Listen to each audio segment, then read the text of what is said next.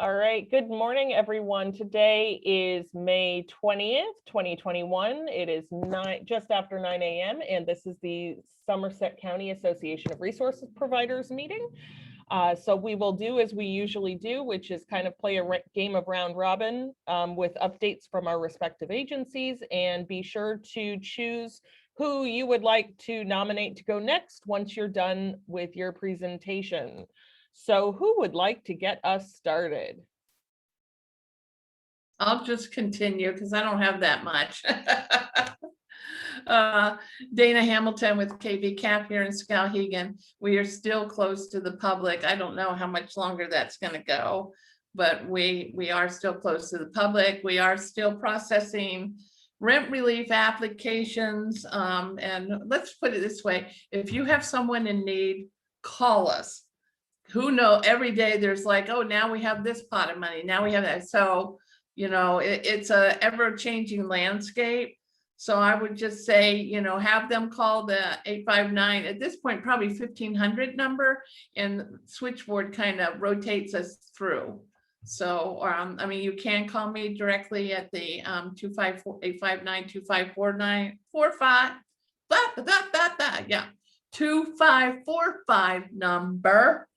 And especially if if you have any questions or anything. But other than that, the LIHEAP program is closed for the season, I believe, and I probably should have checked this out first.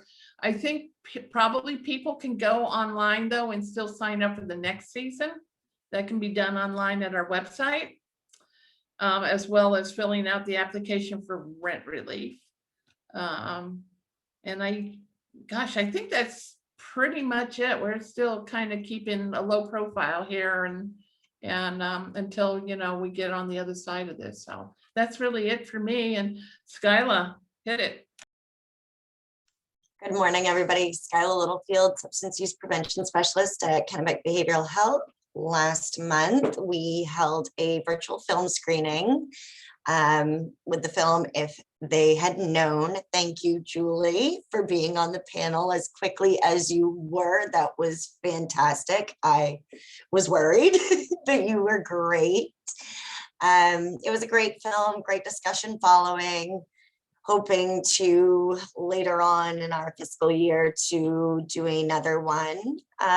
Still looking for referrals for Prime for Life and SCARP. If you know anyone who's making high-risk choices and might want to take a look at some education around making low-risk choices and goal setting, then please reach out to me. Next month is graduation for high schools, and I'm looking to do the sticker shock promotion and social hosting campaign for that.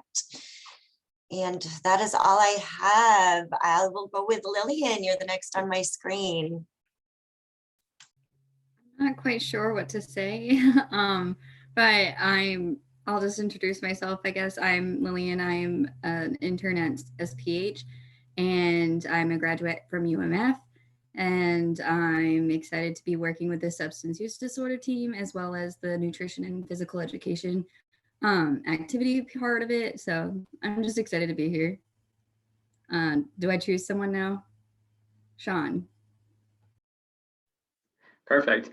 Yeah, I invited Lillian to come along for this to make sure she got a chance to see some folks, and she would be a new face around the table and get a nice introduction in. I intended actually to kind of give you a little more leeway of an introduction than that, but it's perfect. It's all good. We're all friends here, so it's nice. In my little world, I haven't actually been to SCARP for a little while. So things have just been crazy. Like, there's a lot of good stuff. I mean, at this point, I've, moved from being really under the substance use prevention grant onto that, plus SNAP, plus Pathways to Recovery, plus tobacco, plus everything basically at this point, working on the messaging around a lot of those different grants. So it's exciting times, and there's some good stuff going on. So if you haven't seen the stuff going on our social media, get in there, check us out on Facebook, Instagram. And right now, the biggest push for us is working on workplace tobacco policies. We have a $250 mini grant that can go to a workplace that adopts a policy that exceeds the state kind of requirement. So that's a pretty good incentive for folks, especially when you think about how COVID's been a pretty big hit for some places. And I know there's been a lot of also like grant relief that's been coming in for that as well, but the little bit of extra I'm sure can be helpful. So if folks are aware of a workplace that would be interested in just taking a look at their policy, we have a lot of really good kind of framework pieces already. You know, we basically have a lot of the language that they would need. So it's not like it's a heavy lift. It just does take a little bit of time and effort to get together. So if you're hearing some of the spots on, you know, the radio right now, we've got those. There are posters available that are out and about in the community. So slides in different offices. This has been like the biggest media push blast basically of any one campaign yet. So it's pretty exciting, and I'm glad to have been like kind of a driving force behind it. So hopefully you'll see more like that from Somerset Public Health as well, which is good. Other stuff that continues on, there are virtual store tours from our SNAP folks. Those are still, yes, virtual now. Thursdays and Tuesdays, usually those will happen in the afternoons. So again, check out our Facebook page. We have the information there and links to it, and I'll put together you know, just a Word document that we can send around that has links for that as well. And the Narcan trainings are also happening through our Pathways to Recovery grant. So Betsy does a really great training where she has Manny the mannequin with her and actually performs the rescue on it saves Manny the mannequin during the training. So it's pretty fun. It's pretty cool. One of the promo posters that went out actually had her and the mannequin together. It looked a little Weekend at Bernie's-esque, but it was pretty good. So good stuff out there. Other than that, just trying to think if there's anything else really big pressing. I know Jess Carter and I are trying to make sure we get some vaping presentations in also. So there's Jess down there on another square. You'll be next, Jess, okay? So, that's other than, no, I thought I was done. I got one more thing. Wednesdays at 3 o'clock, Healthy SV and we, so Jess Willett over there and I are hosting a virtual youth group every Wednesday at 3 o'clock. And we're doing just goofy stuff every week. We just did Crazy Hats was a thing. So got on the screen with our crazy hats on. Next week is gonna be a superhero theme. Can't imagine where that came from. So, you know, it's a way for kiddos to have a good outlet, and we're a small group right now, but we're hoping to build it. So just, again, I'll have some information in a Word document for that kind of stuff, for links and registration and all that. So I've probably taken enough time with that, but thanks for letting me go ahead and chat about it. So Jess, you're up. Hi, my name is Jessica Carter. I'm a community health educator with Somerset Public Health. I work under the tobacco prevention grant. I work closely with Deb Casey. She's the one who actually invited me to this meeting. So like Sean said, we're doing the $250 mini grant for area businesses that choose to adopt tobacco-free policies.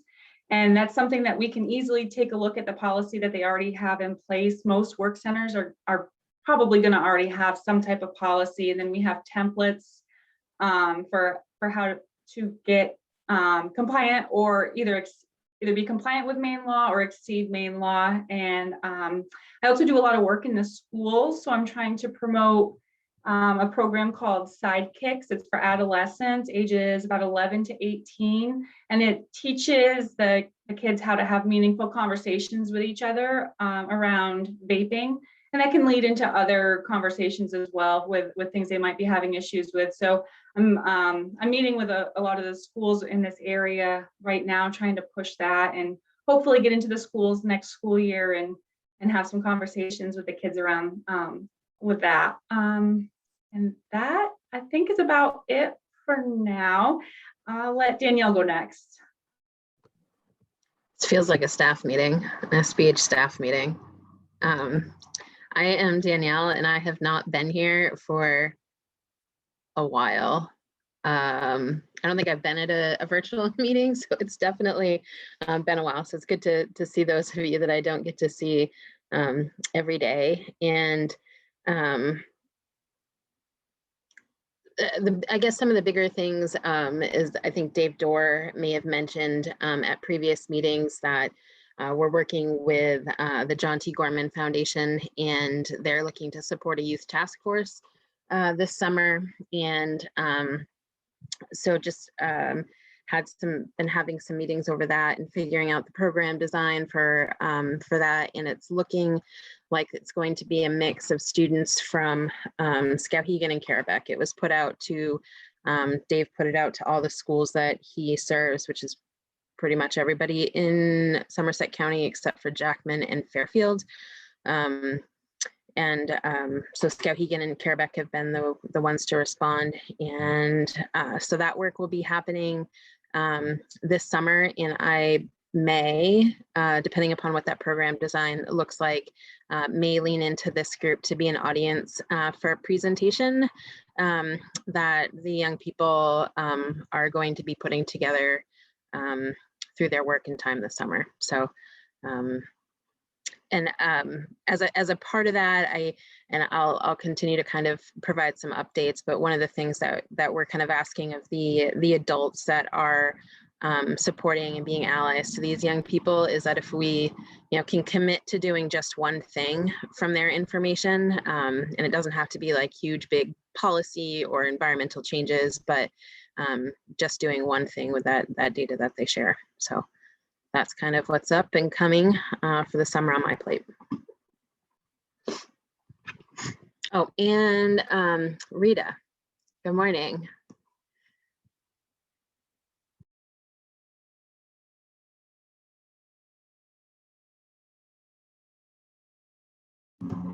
You're muted, Rita.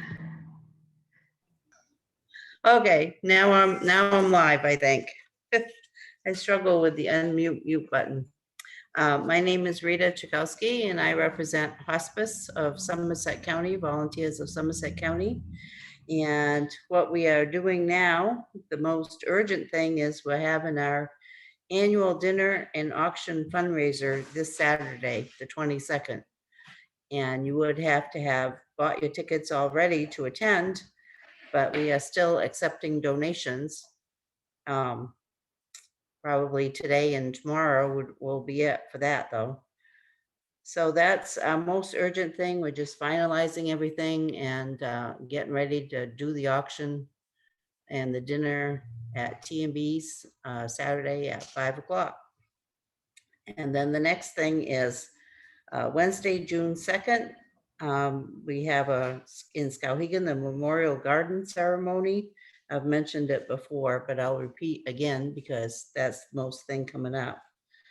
That's going to be in Skowhegan at Coburn Park, probably starting around 5 o'clock on Wednesday, June 2nd. And then on Thursday, June 3rd, the very next day in Madison at the library will be the Memorial Garden ceremony.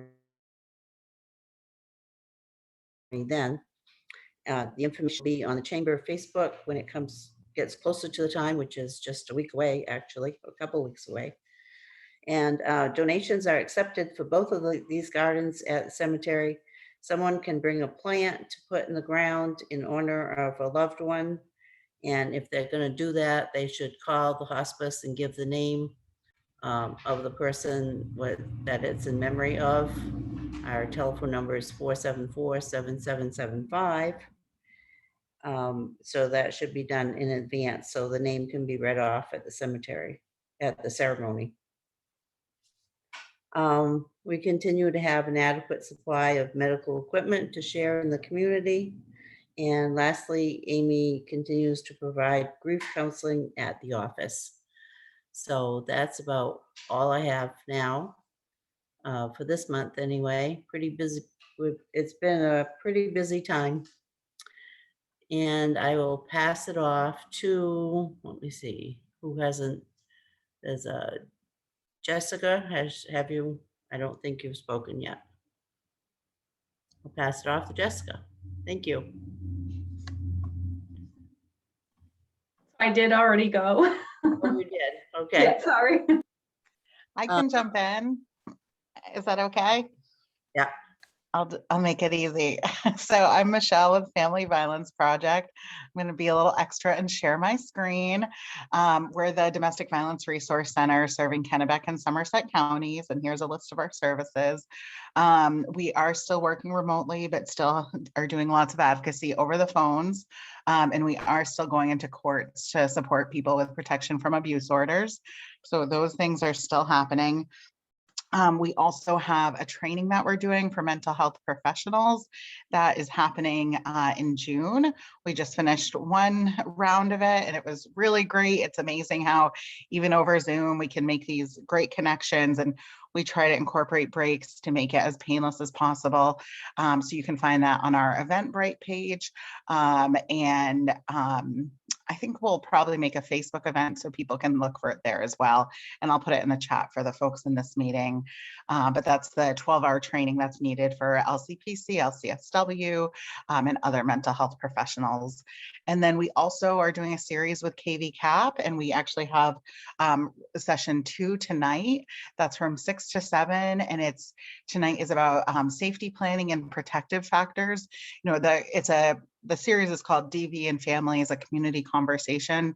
Last month we did, you know, the intro to domestic violence, you know, explaining some of the different dynamics, and, you know, we did a skit or watched a skit about, you know, how survivors are pulled in multiple directions, and just all of the pieces that go into it, because it is very complex. I know we think it's pretty cut and dry, but there's a lot of complexity there. And really, you know, we know that people who are experiencing violence are doing a lot to try to stay safe, and it's not always seen to the outside. So tonight we'll be talking about that. And so safety planning and protective factors that parents do, and just how to support people who are experiencing abuse. So you can find that on our Facebook page, on KV-CAP's page, and I'll put that link in the chat as well. So we'd love to see folks tonight. Please share it with anyone that you're working with. And I will hand it over to Kristen.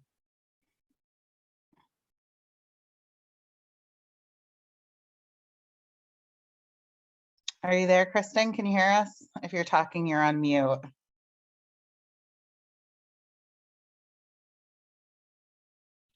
And we lost her. Her internet isn't always the best. So I'll hand it off to Jason. Great, thanks. So I'll follow up with Rita on hospice for a second. I do have 8 tickets available left for the auction for Saturday night, so we can take a couple last minute ones if anybody wants to jump in on that. We didn't do it last year, so it is our biggest fundraiser of the year. Looking forward to doing it. And yeah, we just got a grant from Somerset Public Health recently from back this winter. So we are buying fishing equipment, and we're doing Hooked on Fishing, Not on Grief this summer. We're launching that, so that'll be good. The goal was to do ice fishing, but obviously you can't do that right now. So we'll launch that piece next winter up to the lakes. So get kids out fishing and talking about grief, just a different way of grief support. So on the chamber aspect, we did a ribbon cutting last Saturday morning for the community refrigerator down here. That has been going well. A couple hiccups, but working through it. So Maureen Davis and Patsy Miller are really the two that spearhead that. They're down here multiple times a day, taking care of that, checking dates. We also have set up a nonprofit organization so people can make donations to the refrigerator if you don't have food. So you can make it out to the Skowhegan Welcome Center, and in the memo line put food refrigerator. So and that'll be used to buy additional food products that go short on, especially during school vacations and summer's coming up. So we do have that going on. I've been busy doing a lot of the advocacy work, trying to figure out all the new rules and regulations and keeping businesses alive, Workforce is a huge issue that we're dealing with, lack of workforce. And people have gotten angry at me over the last week as I've talked about this, because they say, why are we not getting enough workers? And I hate to say it, but the stimulus money that's kicking around, and people can make $1,000 sitting at home versus working. So there's not a single business in Somerset County that is not hiring people. So we have plenty of jobs. We just need the workforce. We have a restaurant, Wits End, that just reopened. They're only open 16 hours a week because they can't find workforce. We got bartenders, we got waitresses, we got businesses that are going to the high school to recruit straight out of the high school kids to work, which brings in a whole new set of rules and regs and all of that. But if we can't find workers, that's the way to do it. We've also been talking about childcare, because lack of childcare, as everybody knows, that's been a big topic of discussion. And one of the things that we've been trying to look at, because the Women's Business Center we've been working with, and they're focused on daycares and that aspect. Is it possible to launch a 24-hour childcare facility, 365 days a year? Because one of the struggles, and I use my own life as an example. My son is now 5. Well, on school vacation, daycare's closed because daycare providers want to take that off. After 5 o'clock, you can't have it. Well, as all of us know, we have night meetings and everything else, but we also have nurses that work overnight. Where are they going to put their kids? So we have some people that do want to work, but they just can't find the childcare. So that's the other aspect. If we could have somebody that, or a type of facility that was around that could do 24-hour childcare year round without having to close because of they want a break, that would be awesome. So we've been trying to look at some of those types, if possible, for the area. We have I mentioned it before, we have the barbecue coming up in May, which is a huge event for us. If you're working with kids, Allied Realty and Second Break has stepped up. So we are looking for 40 kids, ages 8 to 16, to participate in the Kids Q burger competition that Saturday. It's free to the kids. The costs have all been covered, and they'll also walk away with a charcoal grill and starter kit so that they can continue learning how to cook throughout the summer. And then we also have a first responder and veterans barbecue going on. They'll be cooking chicken wings. So looking forward to that. We have judges flying. I have a judge flying in from Switzerland. I have judges from all around the country coming in for that event. So it should be good and big. Also, we're still looking for some floats. We are doing the Memorial Day parade here in Skowhegan. I know that Madison's not doing a parade this year, so we do have that going on. So if anybody knows anybody that wants to participate in that or come out and gather for that. So a lot of different aspects that are going on. One thing I do want to bring up to the group for us to think about. So I know August is a little ways away, but we're going to have Riverfest this year. So that'll be the first week of August. And Chief is doing National Night Out on August 3rd. So I do know that we have a little bit of money left in our account. So one of the questions was, do we want to do a movie night? For a couple of years, we did the summer movie night. So do we want to bring one back for that night as part of that event with Chief? So, which I think we can do as our organization. So throwing that out there for some feedback on doing a movie that night, but that would be Moonlight Madness week as well. And if we can do it, of course, so state dependent on what the governor says and doesn't say. So we'll see, but we're playing everything by ear, following all guidelines as close as possible. But with the new guidance coming up, I think we'll be starting to get back to a little bit of normalcy. Also, this Saturday Saturday morning, we're opening a new information center in Madison. We've replaced the building up there, Steve Fauché in front of Tommy Dillon logging. And then Memorial Day weekend, we are opening a information center in Bingham. So we'll have an info center up in Bingham in front of 201 Power Sports. So that will be going live as well for the summer. So we have a lot of projects in the works. If I'll throw it out there. So if anybody's emailed me in the past, over the last 3 years, I have no emails. So my email server crashed and my website crashed 2 weeks ago, and they had to rebuild my website and my email. So I have all of my projects are gone for the last 3 years, which is awesome. It's been great last week trying to recover some of that stuff. So if anybody has info they want to send me, because I'm starting to get some responses back in my email saying yes. Well, I have no idea what you're saying yes to. So we have to go back and have that whole conversation. So just throwing that out there. If anybody emails me, just give me a little bit more insight, because I may not remember at this point. So that's what I got. Elsa or Kristen, either? Hey, it's Elisa. Can you hear me? Okay. I am Elisa Sousa. I am a manager of community case management services at Crisis and Counseling.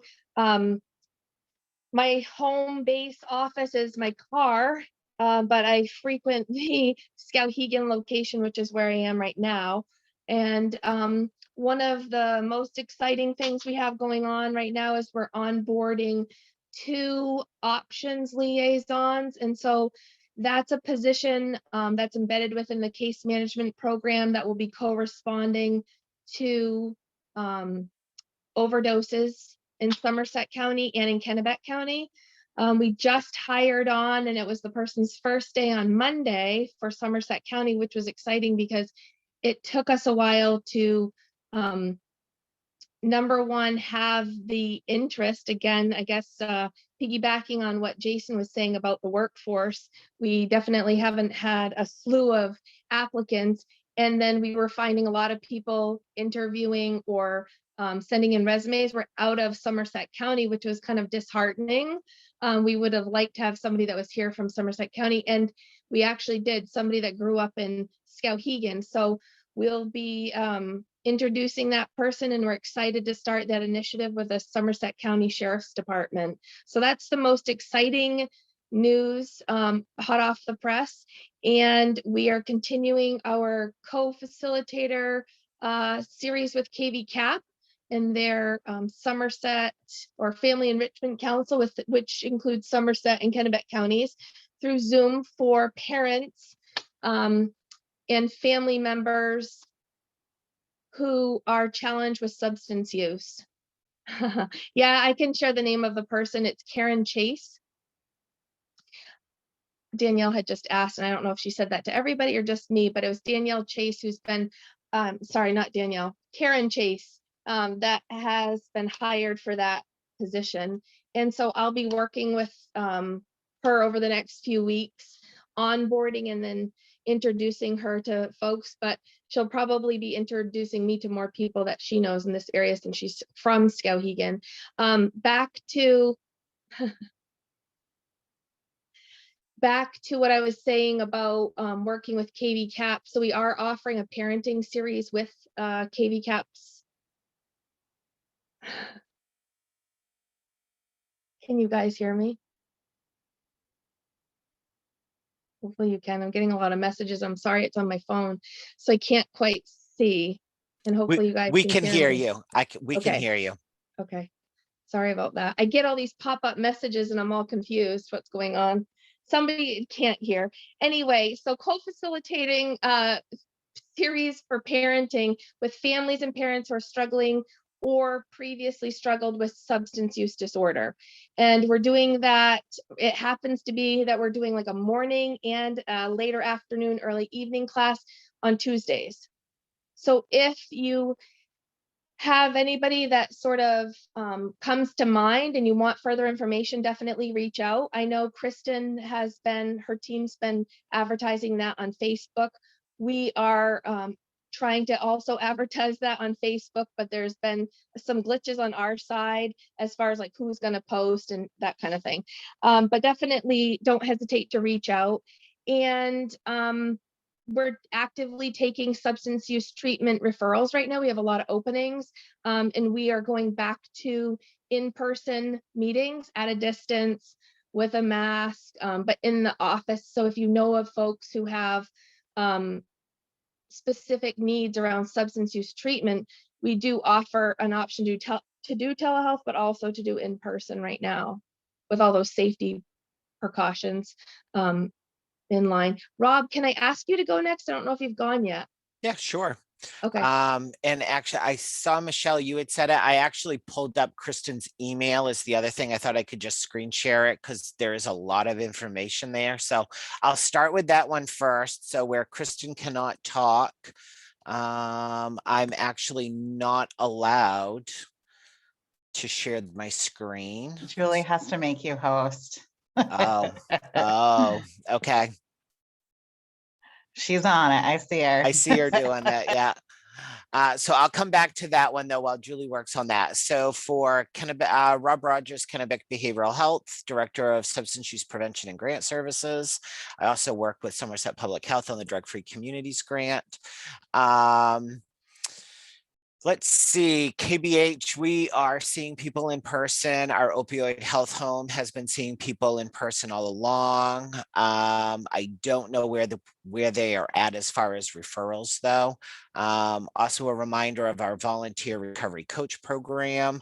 I know Robin Cochran Crane, who's the coordinator of that, is still taking people that are looking for a recovery coach, but also taking on recovery coaches. There are trainings that happen virtually at this point. The trainings are offered through Healthy Acadia, who holds the contract for this area, and then they subcontract with KBH to manage the Somerset County program. Respect Me program, Michelle and I are the primary instructors for the 3 classes. Skyla fills in for us. No changes as of right now to being in person, but we are warning everyone that with mask mandates and distancing guidelines loosening up, we do not know how much longer we will be allowed to do the programs virtually through the Department of Corrections. And pretty much everyone that's enrolled in the program in our 3 classes right now, they've all been people that have been enrolled during the pandemic. So they've not known doing the program any differently than virtual, which is very convenient on one level. They don't have to arrange for transportation. They missed less time from work. They didn't have to arrange for childcare in some situations, depending on the age of the kids. So the notion of going back to in-person, while it is best practice, and I'm looking forward to it, it is going to be a shock to the individuals when they need to do that. And it puts their deferred disposition or their probation in jeopardy because we are required to discharge them after 5 absences. And there's no excused or unexcused absences the way the BIP standards are written. So my fear is we will see some changes in success rates because people will get discharged and potentially have a violation against them. They can re-enroll, but that is something I'm anticipating once we resume back to in-person.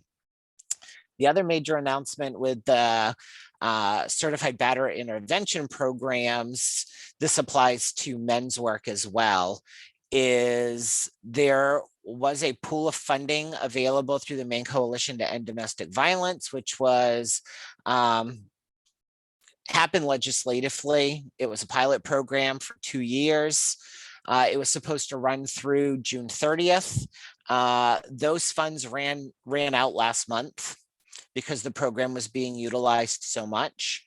So starting May 1st, all of our participants were told that we no longer had a reduced fee and we had to go back to the $35 per week, which people are really struggling with because again, everyone enrolled in the program only has been enrolled, with reduced fee being an option. There is legislation proposing continuation of this funding. It only had one person that opposed it, so it has moved forward, but because there is a fiscal note attached to it, we don't know what will happen with that. As an agency, we've applied for some other grant funding to try to offset or defray the cost for the individuals, because we do know that it's a struggle. But if you are working with people that are required to attend to those programs, know that it's been a pretty significant financial change for them. For a lot of them, they're going from paying $10 a week to now having to pay $35. And that's a lot if you're on a fixed income. So also working with the district attorney's office, Family Violence Project, in really looking at what are the types of referrals that are being sent to certified BIPs. They've agreed to actually do sort of an audit of cases. We'll see how it goes. I'm excited. They seemed really open to the conversation, and really delving into some of the referrals that are being sent. There is a concern on our part that we have many women that were using self-defense. Most recently, we had a couple of cases where they reported being strangled, and the woman was the one arrested because the partner had marks on them and they did not. And we have found that women, and this is confirmed by the DA's office, women historically will take plea deals or plead guilty in order to get out of jail, so they can get back to their children as quickly as possible, where males will tend to wait or potentially bring it to court or whatnot. So we are concerned that we are serving the wrong population for some of the individuals. Do you have anything else you would say on that, Michelle? Just where, I mean, it's really big topic, but No, I mean, you said it all. You said it all, Rob. Thank Okay. you. And Yep. it is, I'm really glad that they're open to conversations and a deeper look into what's going on. So, and then as a state, they will be looking at a BIP standards review starting in the fall. That will happen with the BIP programs, Department of Corrections, and the Maine Coalition to End Domestic Violence. So that's probably the big news there. Can I say one more thing, Rob? Yeah. I forgot to mention, the homicide review panel does have a new report out, and it is a look back. So if people want access to that, let me know and I can email you a copy, or you can find it on maine.gov's website as well. But that is a very informative report. It's really hard, and I, encourage people to reach out for support if you're reading that and it brings up things, but it gives us a lot of insight into what's happening right here in Maine. And I will say, for those of you maybe not thinking that you'd work directly in domestic violence, I shared it with our administrators at our office, because within that document, there was some best practice or next steps that individuals, and they broke it down by sector. So if you're a clinician or a social service provider, these are some things that you could look for, or changes you can make in how you operate, and then for law enforcement and stuff. So it is a difficult document to read, but if you don't want to read all of the report, at least read the recommendations for providers. That would be really helpful. I feel like so craft, we have a 4-day craft training coming up. We have about 12 clinicians at KBH that are getting trained in the craft model. So again, that is a treatment modality for concerned significant others of people with a substance use disorder.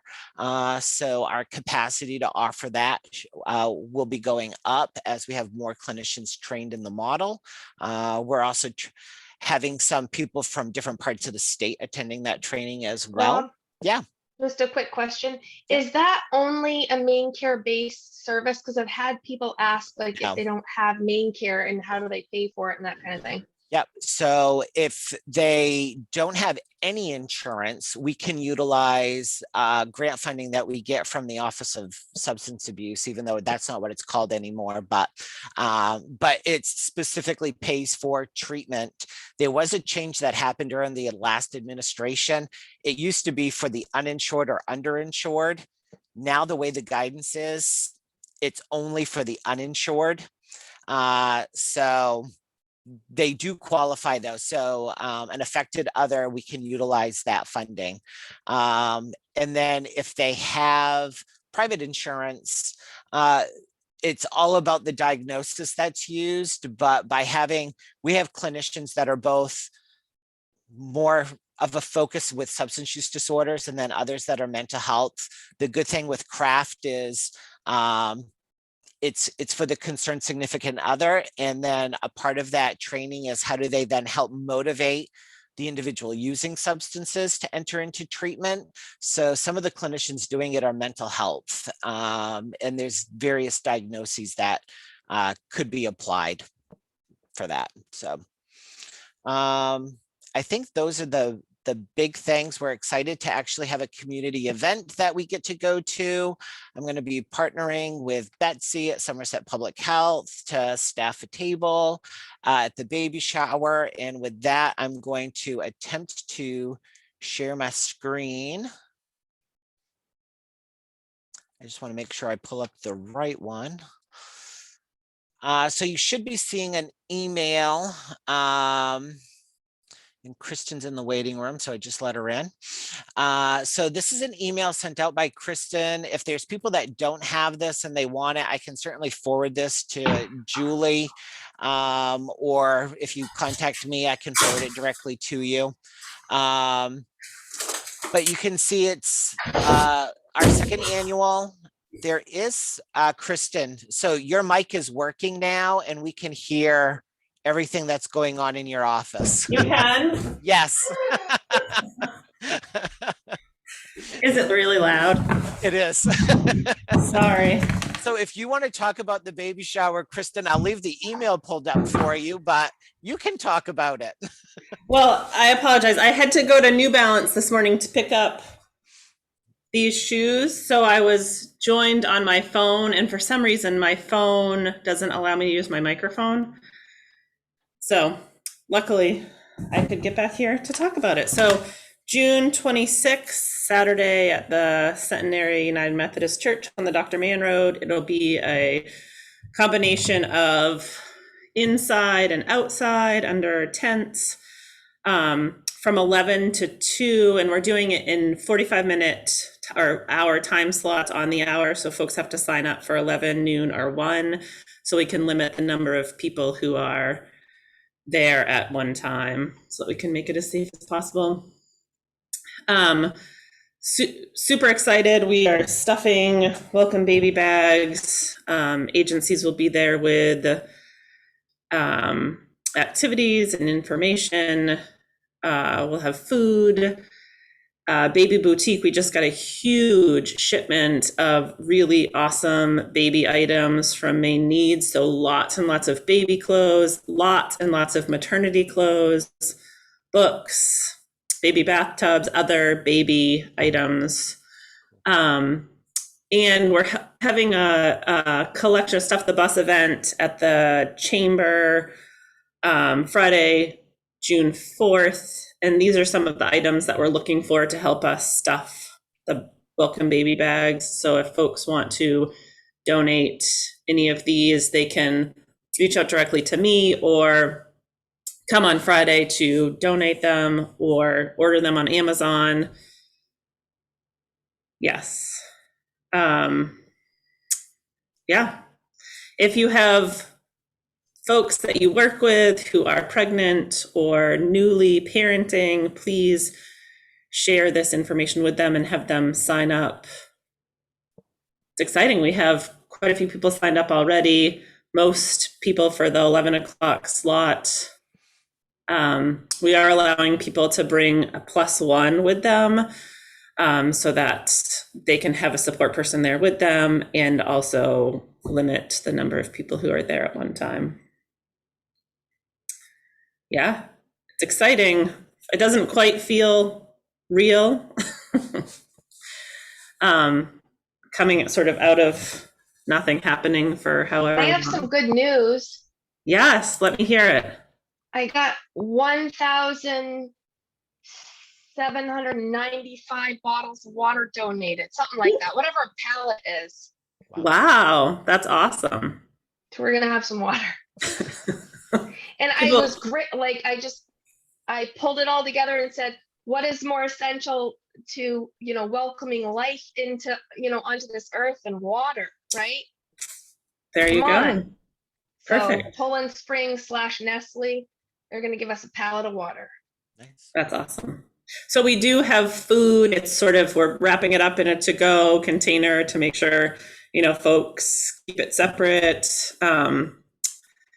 And gosh, we have tons of stuff to give away. Obviously, these adorable shoes. These are the cutest. Well, there's a whole 8 boxes behind me. And then each contributing partner is going to have like a table where they're going to give something away that maybe they typically would have had, like a craft. Like I had, for instance, wanted families to be able to like make something to bring with them, like a headband or a bow tie. But because of COVID, we don't have that option. So we're here at Crisis and Counseling anyway, thinking of an activity or something that will symbolize a small token, a small gift to say welcome to their baby that they can take with them. It'll be a heart-shaped thing that they can plant that has seeds in it. It's like a little piece of paper and it will have seeds in it, and then we thought it went along well with the theme. Yes, it's perfect. Some people, are planting. Some people are making rice socks with essential oils. Some people are maybe making, putting together a salt dough kit for handprints for kids. So lots of creative, fun ideas. And I think that the majority of folks on here have tables, but if you know people who would like to be there with information about their services and have an activity for families, please let me know. We do have some space. There's some folks who are still not doing things in person. So we do have some space for other people to join us if they want to. And thanks, Rob, for forwarding that email. Yeah, I sent it on my end. I sent it to our entire Skowhegan staff, the Somerset County Substance Use Task Force, and the Alternative Sentencing Program. And I think that's the one other thing I had is with ASAP, our Alternative Sentencing Program for Somerset County. We meet this afternoon, and as of today, the sheriff is allowing us to resume in-person meetings. So we're going to be meeting at the sheriff's office with individuals. So awesome. We do also have, just thinking, I know that Elisa mentioned the partnership with Crisis and Counseling for our parenting classes. We do have our new summer parenting classes that has just been finalized. I will send it out. We also have, I know Danielle mentioned it in the chat, although I can't see it because I think I switched to my computer, but the birdhouse painting project. And we have a free to go meal in Pittsfield, which Dana, thank you. Someone emailed me yesterday. They're like, I didn't have your whole number. I'm like, I don't know what you're talking about. So I will fix that flyer and resend it next Thursday evening at the Elks Lodge in Pittsfield. Yeah. And I forgot to ask, I'm doing this one question at a time to Danielle. Do the kids that come on Saturday need to be masked? Oh, gosh. We're going to follow CDC guidelines. And so I will brush up on whatever those are, I think outside in 6 feet. And I will certainly be wearing my mask while I am out and about, even though I am vaccinated. So the answer kind of your other questions, Dana, it's a Westeronset Arts Council and Main Street kind of collaborative project, kind of as a way to increase kiddos and their connection to the community, and thinking it would be super cool if there was this database, and they're going to have one that kids can go and look up and find out where exactly their birdhouse is displayed. And if it's on Water Street, as they're driving through town on the bus, they can point it out to all their friends, they can point it out to their grandparents, whomever is listening, the strangers on the street that they want to yell at and point out their birdhouse to. And so that's, it was inspired by the Caratunk bird wall, and just school age children. And they are going to be asked, and this might be difficult for some youngsters, to part with their created masterpieces, but we are asking for young people to leave their painted birdhouses there so that they can be displayed for everybody to enjoy. And Kristen is going to be giving them the kits to take home. And so I think those were your couple questions. Do you have, and if you had any more, shoot them. Thank you. So Rob, the cook-off is Father's Day weekend. So, and I did put in the chat that we have lots of vendor spaces available at the cook-off. We are trying to team up with a bunch of people to do a bunch of kids activities. So, because we definitely want to make it kids friendly. So for the general public to come in just to see what's going on and check out the activity and stuff, we're charging $5 a car. So it doesn't matter how many people are in your car, but it's $5 a car to get in. So trying to keep it fairly inexpensive for families to be able to come out and check out what's going on.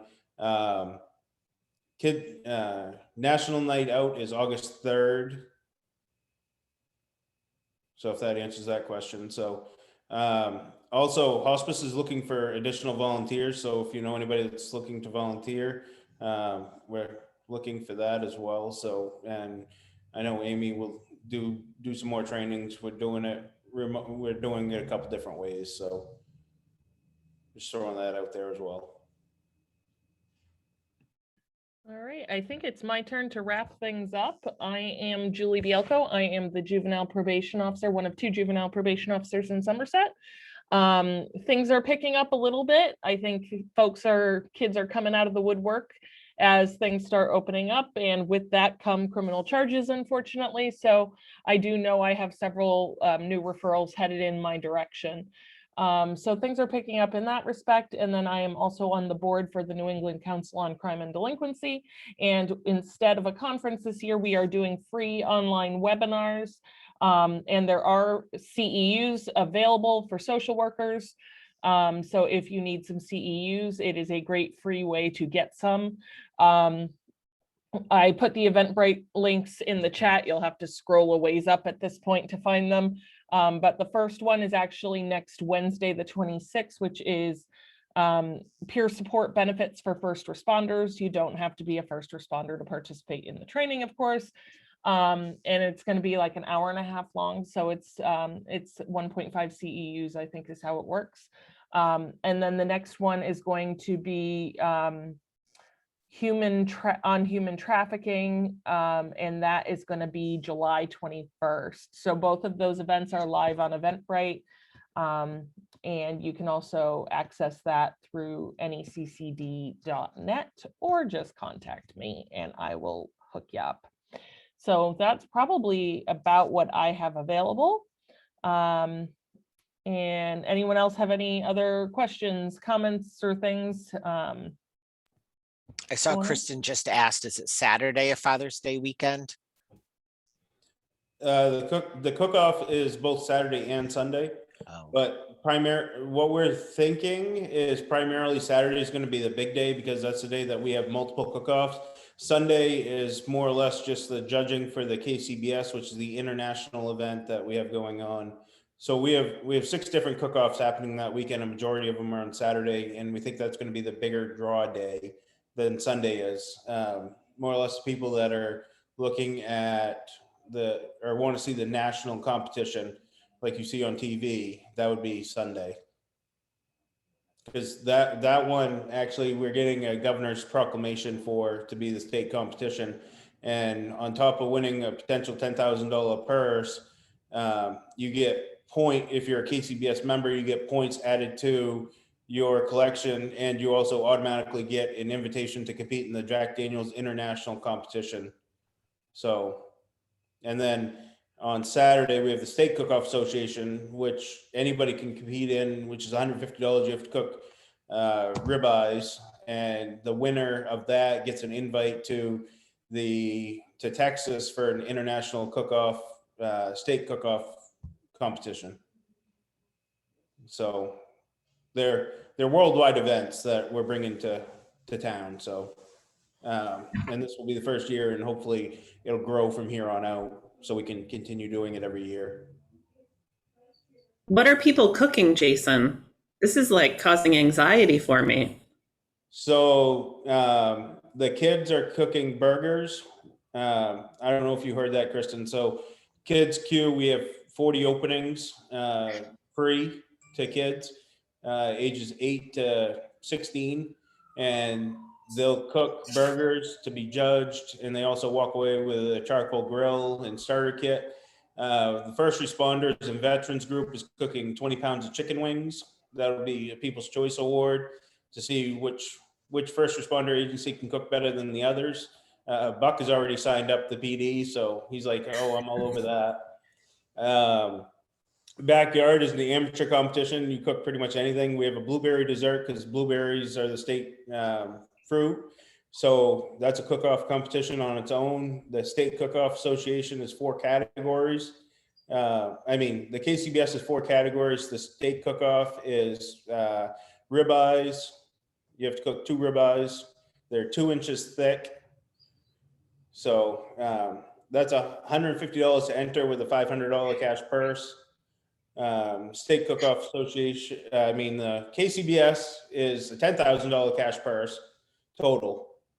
So it'll be a bunch of different food. Chartrian's Farm out in Smithfield is actually our specialty meat sponsor, so they'll be at the event as well. So Skylar, I'll make sure you can test it. We were supposed to do some certified judging classes, because once you're a certified judge for State Cook-Off or the KCBS, you can actually go anywhere in the world and be a judge. But due to COVID and the lack of KCBS reps, we're not able to offer the contest this year, or not able to offer that class this year. We're going to do it next year. As it is, our official judges to make it a sanctioned event for the State Cook-Off is actually flying in from Texas, and for KCBS, they're flying in from North Carolina to be the official judges for the competition. So That's wild.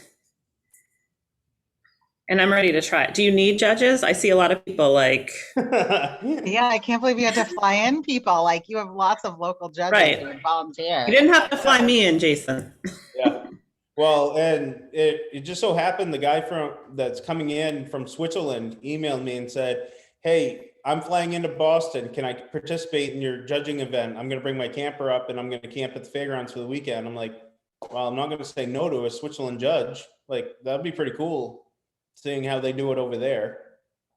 So the judges are all free that are coming in. I got judges from California, Florida, Ohio, Washington, everywhere coming in for this thing. So it's going to draw a lot of tourism to the area. It should be a big weekend in general for everybody.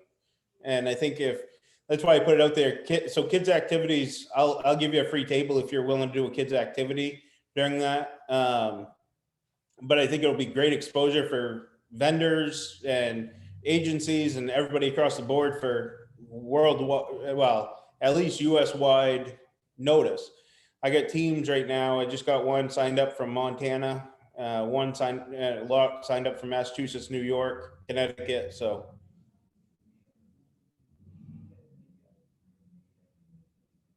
I don't want to turn it into very cool. Sounds like we're putting Skowhegan on the map. All right, so I think we're in good shape. I think everyone has had something awesome to say today. So thank you very much. If anyone's catching this on the replay, thank you for watching it. It'll be available on our YouTube channel later today. And as always, you're always welcome to join us live on the third Thursday of every month at 9 a.m. And you can find the link to that on our Facebook page.